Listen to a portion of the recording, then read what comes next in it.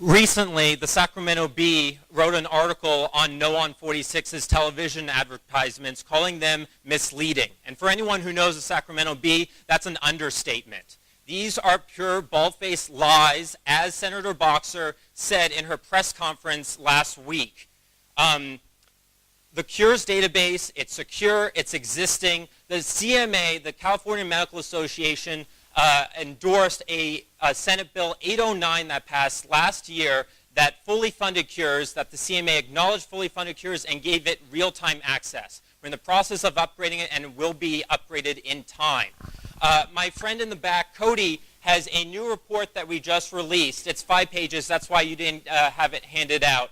It talks about community clinics, and it's written by the same gentleman who was the director of the office in the Department of Health and Human Services, who is responsible for implementing the ACA in the entire United States. And he says that that community clinics will not be affected, that malpractice insurers are making boatloads of cash. As Tammy said, $2.5 billion with a B dollars in reserve, all off of the backs of victims of medical negligence. And then they have the audacity to come here and talk about this nonsense. This initiative is opposed by the California Republican Party and endorsed by victims, by Barbara Boxer, by Nancy Pelosi, and by Assemblymember Betsy Butler. Vote yes on Prop 46.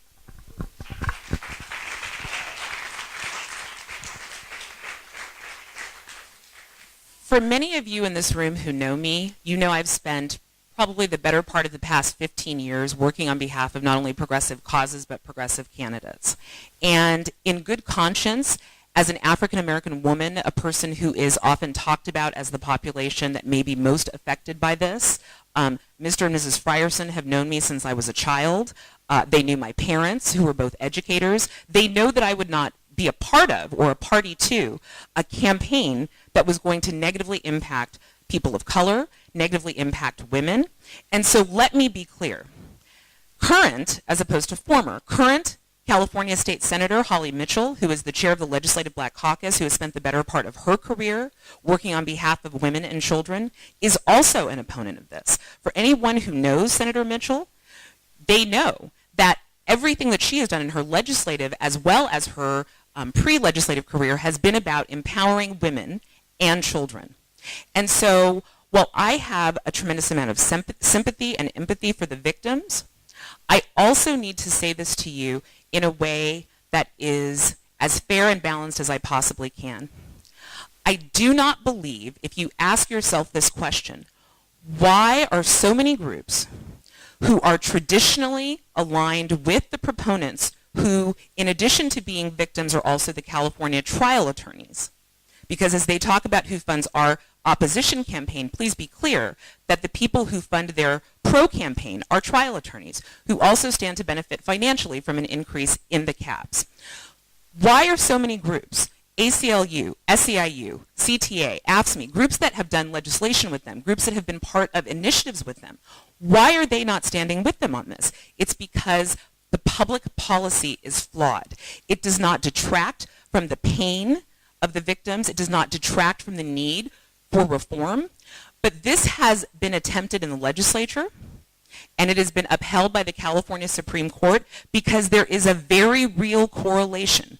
And again, ask yourselves, why would the 116 Planned Parenthood affiliates of California oppose this? Now, the proponents have a letter from Planned Parenthood nationally that says they support an increase in the caps. Planned Parenthood nationally does not have to deal on the ground with the women of California who have been impacted by cuts to Medi-Cal. California is a very different place in terms of health care. They do not have to deal with the implementation of ACA in California, which I think, Cara, you shared with me a story about a friend of yours who was moving back to California from the UK in order to get health care insurance, and she's not eligible to be part of Affordable Care Act covered California until January.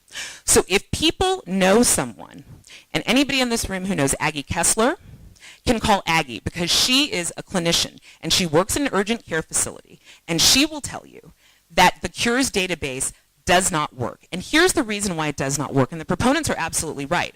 There is not a doctor in the California Medical Association who, in my estimation, and from my exposure, does not believe in patient safety and does not want to see patients who are taking prescription drugs inappropriately, it's not like they want them to take prescription drugs inappropriately. The California Medical Association has absolutely contributed to the funding of the Cures database. Again, July 24th, the person who administers the Cures database in the Department of Justice testified before the California Medical Board and said, number one, he could not have, and this is a quote, he could not have designed a worse system if he had done it himself. Number two, it does not operate in real time. And so what that means is that according to the way the proposition is written, and it would take effect because there was no time specification, it would take effect the day after the election, that a doctor who attempts to access the database to see if someone is doctor shopping, prescription drug shopping, would need to get that information, particularly if they are a first-time patient, would need to get that information real time in order to prescribe a prescription for them. The department has said the system is slow, it freezes, and in some cases, again, on July 24th, said that sometimes it takes up to 2 weeks to get a response. And so doctors are then faced with the reality that if they prescribe that prescription, they can have their license pulled. It is absolutely true. It is absolutely true. And so again, you don't have to believe me if you believe, as the proponents will say to you, that I am a paid campaign activist or a paid campaign person. Look at the organizations that oppose this, the organizations that you vote with, oftentimes as Democratic activists, and ask yourself, why would they oppose traditional allies like the California consumer attorneys on this initiative if there wasn't something wrong with it? Thank you very much.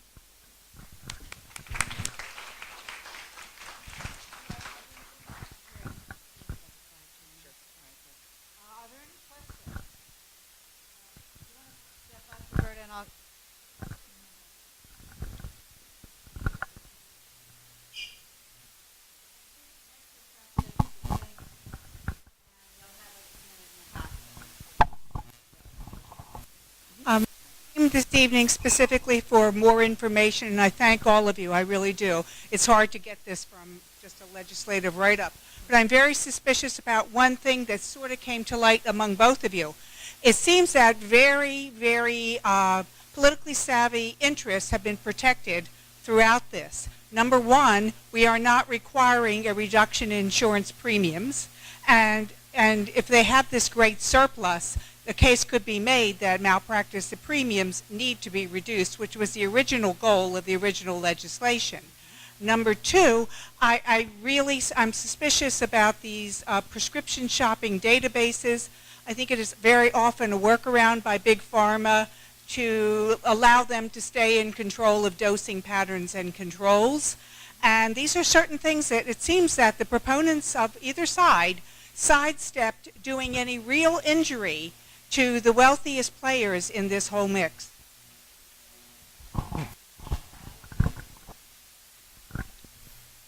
Thank you for your question. Yes, we can shave off quite a lot from the doctor's premiums.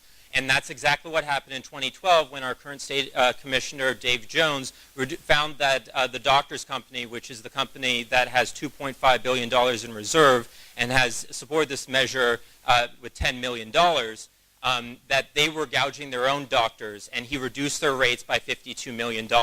There's a lot more that can be done, and he has the power to do that, and for that I'd suggest you to speak with Dave. Cures is HIPAA protected. It says that on the Secretary of State website, and that's what they say. It's run by the Department of Justice. No one outside of physicians or investigators can go into the database, and only if they have a warrant.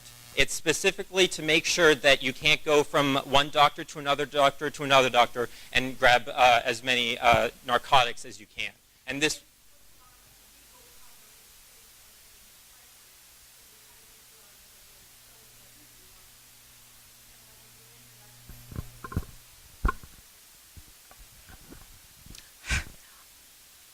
I would just say that with respect to HIPAA protection, only doctors and healthcare centers or clinics or hospitals are covered by HIPAA. This is a database that is operated by the California State Department of Justice. And in 2012 rather, in response to a lawsuit, they said that patients have no reasonable expectation of privacy. Because it is administered by the Department of Justice, it is not HIPAA compliant. So that's a point of clarification.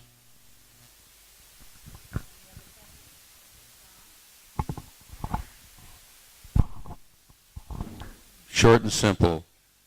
The club members have the option of yes, no, or no endorsement. How do you respond to the fact that the California Democratic Party went neutral and that the LA County Committee, which many of us in this room are members of, voted to oppose? Since I have the microphone, I'll respond. As a Democrat and as someone who gave this a lot of thought before I signed up to be a part of this campaign, I understand the difficulty that Democrats have with this issue.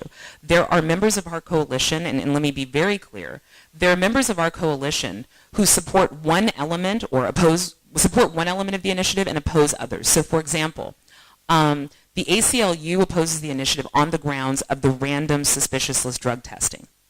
If this were an initiative solely about MICRA, I do not know that the ACLU would be part of our coalition. And so this is a difficult issue for Democrats and progressives in particular. But because there are three unrelated elements in this initiative, it has made it such that so many people at least oppose one of them, that that's why our coalition is as broad as it is. Now, with respect, Tom, to your specific question, I think that addresses why the California Democratic Party had such a difficult time with it and went neutral. With the Los Angeles County Democratic Party, both Michael and Tammy and I presented to the ballot measure committee, which was comprised of 13 members. And with all due respect to the proponents, not a single person in that committee voted yes. Contrary to that, we had 8 members who voted no. And then we presented on the floor to the general body of the LA County Democratic Party, and overwhelmingly, they voted no. So, and I believe that it's because of the strength of our coalition, the fact that people have concerns about the implementation of this initiative. I believe that that's why the LA County Democratic Party voted no. The other side has $58 million. We have $5 million and change. There's a lot of support that you can buy with that. And you were there at eBoard with me, Tom, and you saw how much money they spent, tens of thousands of dollars. That buys you a lot of support. But you will recall that Barbara Boxer came to eBoard and she asked for your vote on yes on 46. About cures, 49 other states have a similar prescription drug database, including the District of Columbia. Voting no on this initiative isn't a vote against cures. It's a vote against requiring doctors to check cures for first-time patients. That's all what Prop 46 asks. The Republican Party supports this initiative also. We're strong progressives here in West LA. That's why I try to drag my party to the left as much as possible. Sometimes it takes a while for it to get there. But I stand with strong progressives like Barbara Boxer, Nancy Pelosi, and Betsy Butler. And that's why I support yes on 46. I don't need more time. I will say this because the proponents went a little bit over in their introduction, and I need to say this. As a campaign operative, yeah, they did. They did. There was a little bit over, and there are 2 people. So I will say this, that I am used to a campaign in which we discuss and debate, and that's what we do as Democrats. But to imply that this campaign, when in response to the question about the Democratic Party, to imply that there was money that exchanged hands in exchange for a no vote is not only shameful, but it's untrue. And that was the implication, that we have so much money. Yeah, you did. You said we had so much money. And so that, I object to that. I object to that. Sorry, Terry. That is just nonsense. No one in this room thought that that's what I was saying. I don't have to answer your questions, Terry. I'm responsible to these people in this room. Everyone here knows what I meant when I said that you guys have tons of money and you spread it around. They had a party with alcohol the night of eBoard trying to get votes. That's what I was talking about. All right. I have one comment. Susan. Yeah, I personally think the cap is criminal, and I'm a health professional, and I know many people, both lawyers and doctors, recognize that. I think it's basically a fact. What I'm wondering is, it's been put to the initiative process. If the cap's not lifted on the ballot, what hope do you have that this will be legislated, knowing that Darrell Steinberg, did try? He said, lift the cap to 500,000, and that didn't work. They walked away. So, I mean, if we don't do this now, it really is an inhumane cap that It has to be reformed, and unfortunately, given the initiative process in California where we know things end up on the ballot, which we would like to be legislated, I really wonder whether that possibility.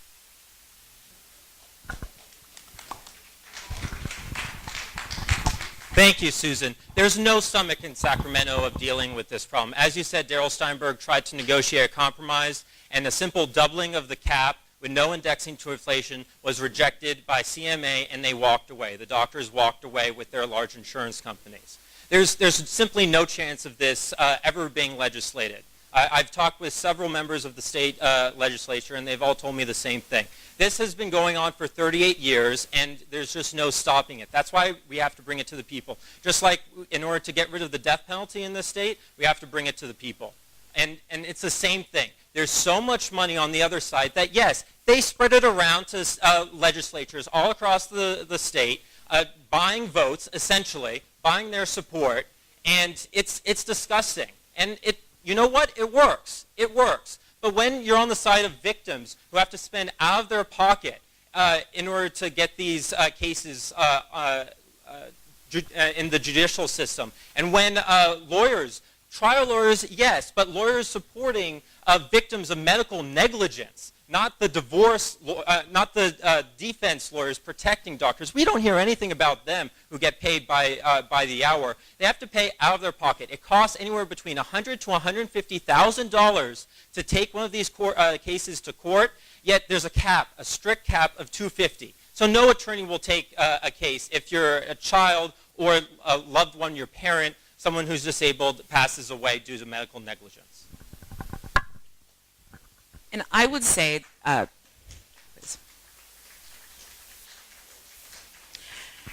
I would say that I think that there's a huge concern in Sacramento. And again, the implication that this is about money solely is really troubling to me, because SEIU, who again has members that are janitors and home care workers, among the lowest wage earners in the state of California, a number of whom are women, large populations, a number of whom are people of color, have all said that this is going to negatively impact their membership.